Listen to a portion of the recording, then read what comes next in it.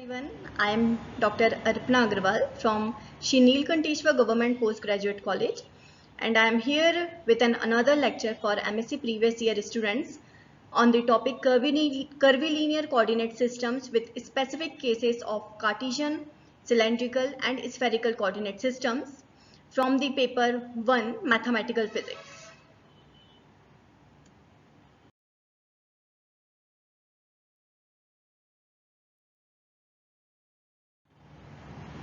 I believe that students have the previous knowledge of Cartesian and polar coordinate systems in two-dimensional space, and I believe that after completing this module, the students will be able to understand the concept of curvilinear coordinate system. They will be able to transform the Cartesian coordinates into a cylindrical coordinate and vice versa, and they will be also able to transform the Cartesian coordinates into spherical coordinates and spherical coordinates to Cartesian coordinates.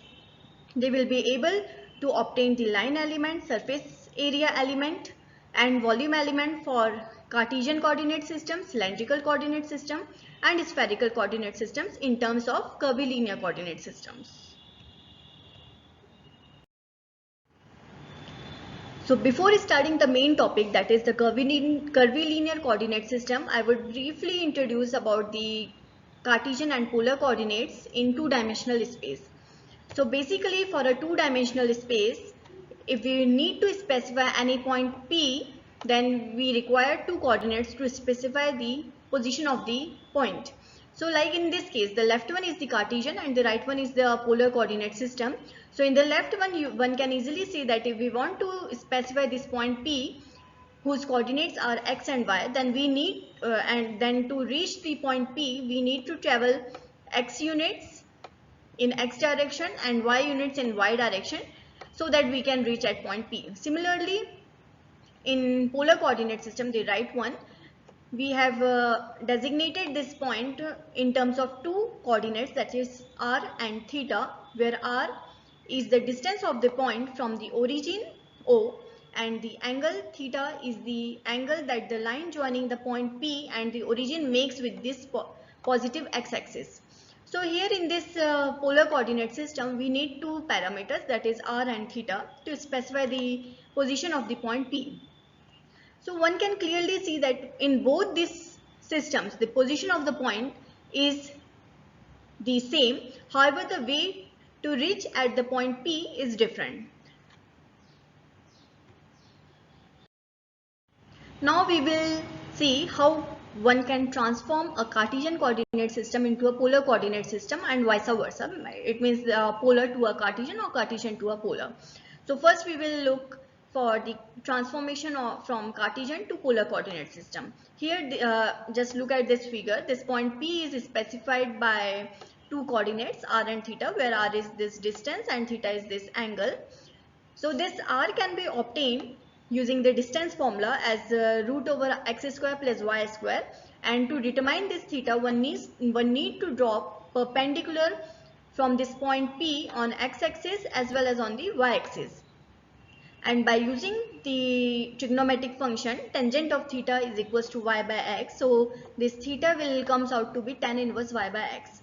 So the parameters x and y are now given by r equals to root over x square plus y square and theta equals to tan inverse y by x.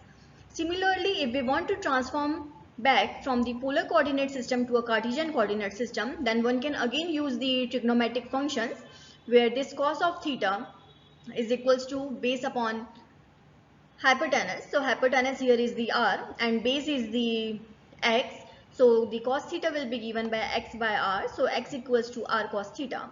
Similarly, the sine theta can also be obtained from the trigonometric function as perpendicular upon hypotenuse. So it is y by r, which gives y equals to r sine theta. So ultimately this r and theta will be now expressed as in terms of x and y as x equals to r cos theta and y equals to r sine theta. So from both these equations, one can see that this new coordinates, either we are talking for the polar coordinates or the Cartesian coordinates, one can clearly see that this new coordinates are the function of old coordinates. here x is a function of r and theta, and y is also a function of r and theta. Similarly, in the same way, r is a function of x and y, and theta is also a function of x and y. And these functions are continuous and differentiable. And one more thing, that if we keep this r as constant and vary this theta, then we will get a circle having a radius r, because here one can see that this distance is the r distance, and I have keep this as fixed. So keeping this fixed, this theta can vary from 0 to 2 pi, so we will get a circle having a fixed radius r. In the similar fashion, when we keep this theta as a constant and vary this r, then one can obtain a straight line. Here this is a straight line where suppose this is r0, and if I change this r, suppose this is r1, then this is r2, so we will get a straight line if we keep our angle as fixed. And the parameter which is used to be a variable, we call these curves in terms of the varied parameter. So in the first case where r is constant and theta is variable, we call this curve as a theta curve. In the second case, when theta is constant and r is variable, we will call this curve as an r curve. Now let's come to the main topic, that is curvilinear coordinates in 3-dimensional space. Actually, when we talk about the curvilinear coordinates, curvilinear, the name itself shows that it has some curved lines. So coordinate system for Euclidean space in which the coordinate lines are curved are known as curvilinear coordinate system. And one can this curvilinear coordinates can be derived from a set of Cartesian coordinates by using a transformation that is a one-to-one mapping at each point. It means that for each point in a Cartesian coordinate system, we can obtain the same point in the curvilinear coordinate system, and we can reverse back the process. And the most common example for this curvilinear coordinate systems are the cylindrical coordinate system and the spherical coordinate system. Like here one can see that this first graph shows the point P in 3-dimensional space, and to specify this point P we need 3 coordinates x, y and z. So to reach at this point, we first need to travel x units in x direction, then we need to travel y units in y direction, and finally z units in z direction. So in this way we can reach at the point P. In the similar fashion, if we want to specify a point P whose curvilinear coordinates are u, v and w, then there is a different way to reach at this point. And as I mentioned that the surfaces are not linear, they may be curved. So this is how a curvilinear coordinate system are defined in a 3-dimensional space. So in likewise, as I mentioned in the 2-dimensional space, that the old coordinates are the parameters of new coordinates, are the function of new coordinates. In the similar fashion, here the x, y, z are the functions of u, v and w, which are the curvilinear coordinate systems.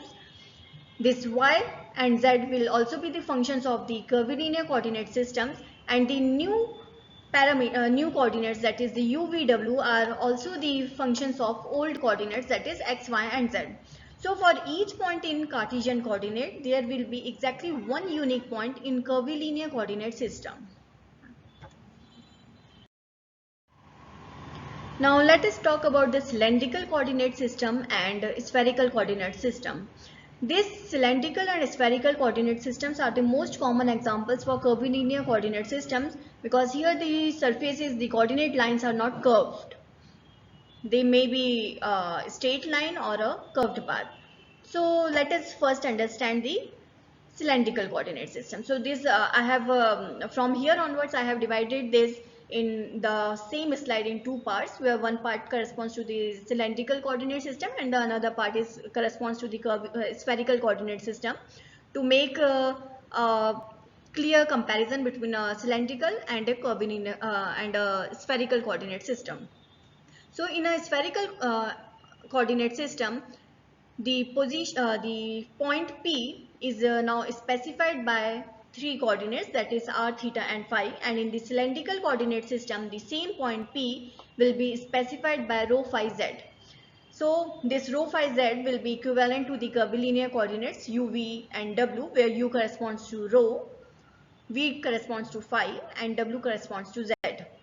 And this rho is the distance of the perpendicular drop from the point P on the xy plane. So here let us consider this point, the base of the perpendicular dropped from the point P on the xy plane. So this rho is the distance of this point with the origin, and since this represents the distance, so it cannot be negative. So rho is always greater than equals to 0. The another coordinate is phi. So the phi is the angle that the line joining the point P makes and the origin makes with the positive x-axis. So here one can see that this phi can move from 0 to 2 pi. So the range of this phi will lie in between 0 to 2 pi. Now let us see this third coordinate, that is z. So we have full freedom for this parameter z. It can go from minus infinity to plus infinity. I mean the length of the cylinder can be anything. Now see this transformation from Cartesian to cylindrical coordinate system. As we do it before, the parameter rho can be obtained using the distance formula and is given by root over x square plus y square, and this tan phi. Here you can see this tan phi is y over x. So this phi will become tan inverse y by x and z remains the same. In the similar fashion, this cylindrical coordinate system can also be transformed into the Cartesian coordinate system, as you can see this phi. So this cos phi will be x by rho and this sin phi will be y by rho. So we will get x equals to rho cos phi and y equals to rho sin phi, and z remains the same. So here this Cartesian coordinates are now the functions of cylindrical coordinates, and these cylindrical coordinates are the functions of Cartesian coordinates, which are represented in terms of cylindrical coordinates. In the same way, we can also obtain the transformation from Cartesian to spherical and spherical to Cartesian coordinate system. So in the spherical coordinate system, one can see that this point P, here I have designated this point with three coordinates, that is r, theta and phi, where r is the distance of the point P from the origin. So it is the distance, it cannot be negative, it is always greater than equals to 0. And this theta angle is the angle that this point P makes with the positive z axis, and this angle can take any value from 0 to 2 pi. And in the same way, this phi is again the angle that the line joining the point P makes and the origin makes with the positive x-axis. And here this phi can take the values from 0 to pi. Now let us see the transformation. So here r can be obtained using the distance formula and is given by under root x square plus y square plus z square. This cos theta will be given by z over r. So theta is cos inverse of z by r, and tan of phi is y over x. So it will give phi equals to tan inverse y by x. Similarly, from spherical to Cartesian coordinate system, one can see that cos phi equals to, this cos phi will be equal to base upon hypotenuse. So this will again the x value, and this q I have represented here is the hypotenuse. So its value will be the same as this one. So this will be x equals to q cos phi, and this sin theta, when we apply the identity, when we apply the trigonometric function over this right angle triangle, so one can obtain the sin theta as q by r. So this x will be r sin theta cos phi, this y will be r sin theta sin phi, and z will be r cos theta. So here again this x, y, z, which are the Cartesian coordinate systems, can be transformed into the spherical coordinate systems, and these spherical coordinate systems are transformed into Cartesian coordinate systems. Now let us see what is the coordinate surface and what is a coordinate curve. Actually, when we need to obtain the coordinate surface, what we need to do is we need to fix one of the coordinate as a constant and vary two another parameters.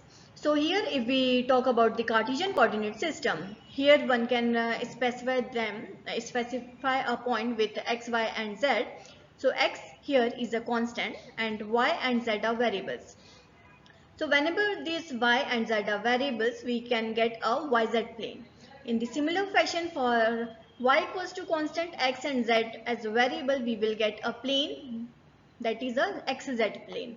And for z equals to constant, we will get a xy plane. So here the coordinate surfaces are plane and these planes are perpendicular to each other. And if we talk about the coordinate curves, then we have to keep two coordinates as constant and vary the third one coordinate.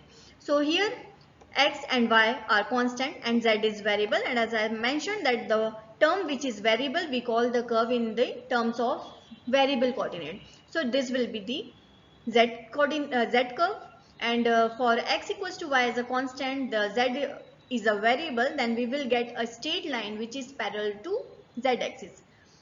Similarly, when y and z are constant and we are going to vary x, then we will get a straight line which will be parallel to x-axis. So we will call it as x curve.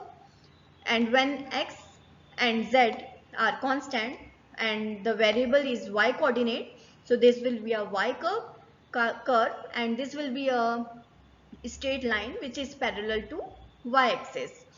So here one can see that in case of the coordinate curves, we will get a straight line which are either parallel to x-axis, parallel to y-axis and parallel to z-axis. And these straight lines are also perpendicular to each other. Now if we want, so let us now see how we can obtain these coordinate surfaces and coordinate curves in case of cylindrical coordinate system. So for a cylindrical coordinate system, the coordinate surfaces are again can be obtained by keeping one parameter as fixed and vary the other two coordinates. So here as we know that we specify the cylindrical coordinates as rho phi z. So in the first case when we keep this rho as a constant, see this rho is a radius of the cylinder. So whenever we keep this radius as fixed and vary this phi and z, so we will get a coaxial cylinder which is parallel with this z axis or coaxial with z axis. And whenever we keep this phi as a constant with rho and z as variable, then we will get a plane which is passing through this z axis. And whenever this z and z is a constant and rho and phi as variable, then we will get a circular plane which is parallel to z axis. So here one can see that this coordinate surfaces, here we are getting a cylinder which is coaxial with z-axis. Here we are getting a plane which is passing through the z-axis, and here we are getting a circular plane which is parallel to z-axis. So here the coordinate surfaces need not to be a plane like in the case of Cartesian coordinate system where we are getting the coordinate surfaces as plane. So here we are getting some curved surfaces. It may be a cylinder or a circular plane. In this and in the same fashion, when we obtain the coordinate curves by keeping two coordinates as fixed and vary the third parameter, then in the first case when rho and phi are constant and z is a variable, we will get a straight line which is parallel to the z axis, so we will call it z curve. When rho and z are constant, we will get a circle and this is a phi curve, and when phi and z are constant and rho is a variable, then we will get a straight line, and this curve we call it as a rho curve. So here also one can see that in the first case we are getting a straight line, in the second case we are getting a circle, and in the third case we are again getting a straight line. So the coordinate curves also are also not the straight line as in the case of Cartesian coordinate. It may be a straight line or a circle. So the coordinate surfaces or the coordinate curves in case of the curvilinear coordinate system, they need not to be a perpendicular as in the case of Cartesian coordinate system. Now let us understand the coordinate surfaces and coordinate curves in terms of curvilinear coordinate system. Let us just generalize this to obtain the coordinate surfaces and coordinate curves. So suppose u, v, w are the curvilinear coordinates of a point P whose coordinates are given by x, y, z in Cartesian space in 3-dimension system. So as I know that x, y, z, that is the new parameters, or we called as old parameters, that they are the function of new parameters and new parameters are the functions of old parameters. So, and for each point in Cartesian space there will be exactly one unique point in curvilinear coordinate space.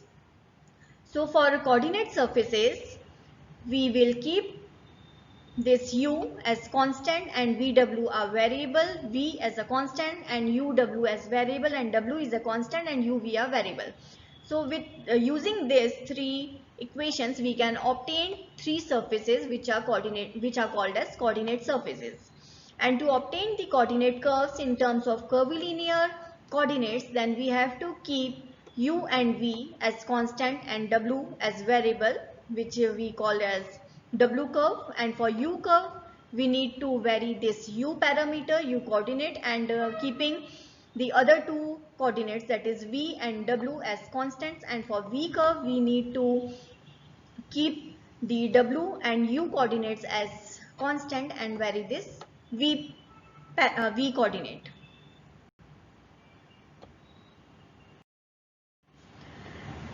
So as I mentioned that the curves are not perpendicular. As in the case of Cartesian system, we are getting the planes or the straight lines which are perpendicular to each other. But as we see that in the case of the cylinder, we are not getting the planes or the straight lines. We are getting, in some case we are getting circles, cylinders or cylindrical surface, or circular planes. So whenever we get two curves, then the tangent planes from these curves are perpendicular, because these two curves are not perpendicular. But if we expect that these two curves are perpendicular, then their tangent vectors must be perpendicular to each other. Let us see how the tangent vectors can be perpendicular and what is the condition for the orthogonality in terms of curvilinear coordinate system. So here let's suppose u, v, w be the curvilinear coordinates of a point P, x, y, z in space, and this u, v and w curve are mutually perpendicular. So let r be the position vector of x, y, z, then r can be represented as xi plus yj plus zk, where I, j and k being the unit vectors. And in terms of new coordinate system, where this x is a function of new coordinates, that is the curvilinear coordinates u, v, w. So this r vector can also be represented as a vector function of u, v and w. And if two curves are perpendicular, then their tangent vectors are perpendicular to each other. Here one can see this curve A and this is the curve B, and this dotted line which is designated by TB is the tangent for the curve B, and this TA is the tangent for the curve A. And these tangents TA and TB are orthogonal to each other, and we have to prove this thing. So let us suppose we are talking for u curve, and as I mentioned that for u curve, this u coordinate is a variable, and the another two coordinates, that is v and w, are constants and are given by v naught and w naught. So the tangent along the u curve will be given by delta r vector by delta u, and this will be parallel to u curve. In the same fashion, the tangent vector along the v curve and w curve can be obtained. And for orthogonality, as we all know that the dot product should be equals to 0. So here also the orthogonality condition will be given as the dot product of two tangent vectors. Here this is one tangent vector, and here this is the another tangent vector, and the dot product of these two tangent vectors along two different curves must be 0. And this is the orthogonality condition that we need to understand for the curvilinear coordinate system. Now let us obtain this orthogonality condition for cylindrical and spherical coordinate system. So here we have rho phi z, here we have r phi theta in case of cylindrical coordinate, and this r vector is xi plus yj plus zk, where this r is represented in terms of this coordinates as this equation. And when we differentiate this vector r with respect to rho, keeping this phi and z as constant, we will obtain this equation. In the same fashion, we will obtain these two partial derivatives.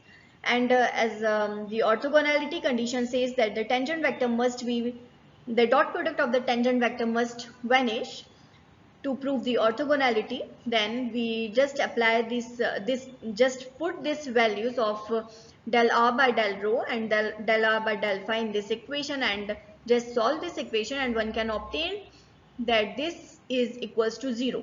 So it means that these cylindrical coordinate systems are orthogonal coordinate systems. In the same fashion, one can also see that the or tangent vectors in case of spherical coordinate systems are also orthogonal to each other. So both these systems, the cylindrical coordinate system and the spherical coordinate systems, are orthogonal coordinate systems. Now let us understand the unit vectors in different coordinate systems. So in the last slide we have obtained the tangent vectors, and the unit vector is nothing but the ratio of the tangent vector with the modulus of the tangent vector. So in the cylindrical coordinate system, these are the tangent vectors, and one can obtain this E1, E2 and E3, which are the unit vectors in case of the cylindrical coordinate systems, as these three equations. In the same manner, one can obtain the unit vectors ER, E phi and E theta in case of the cylindrical coordinate systems using these three equations. So this is a very clear-cut expressions. One can just substitute the values and obtain the equations. Now let us understand what are the scale factors in different coordinate systems. So these scale factors are nothing but a measure of how a change in a coordinate changes the position of a point. And this scale factor is designated as h.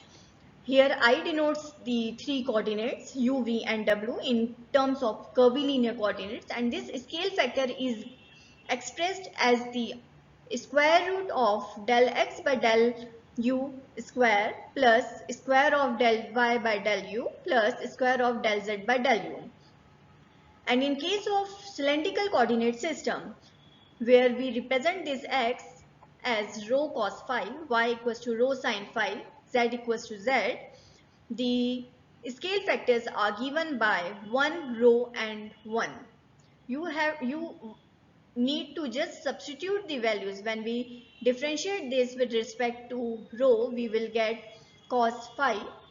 When we differentiate the y equals to rho sin phi with respect to rho, we will get sin phi, and here there is no phi term, so the differentiation of z with respect to rho is 0, so we will get 1. In the same manner, when we need to obtain the scale factors in case of spherical coordinate system, then the scale factors are given by 1, r and sine theta, where hu equals to 1, hv equals to r and hw equals to r sine theta. And these scale factors are very important to obtain the line element, surface area element and volume element in case of Cartesian, cylindrical and spherical coordinate systems.